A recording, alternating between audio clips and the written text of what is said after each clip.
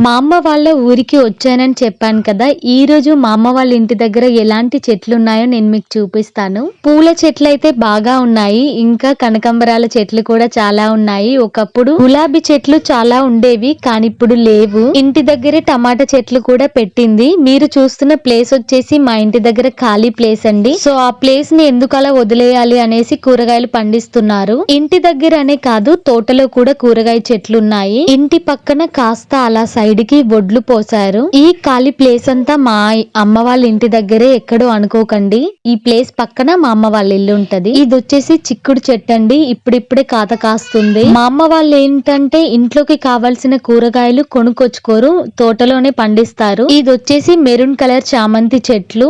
ఇంకా ఇవి ఇప్పుడే మొగ్గకొచ్చాయి. మల్లె చెట్టు, మందార చెట్లు అని ఇంకా చాలా చెట్లు ఉన్నాయి. ఈ ముద్దగా ఉన్న ఫ్లవర్ పేరేంటో నాకు తెలీదబ్బా, మీకు తెలిస్తే కామెంట్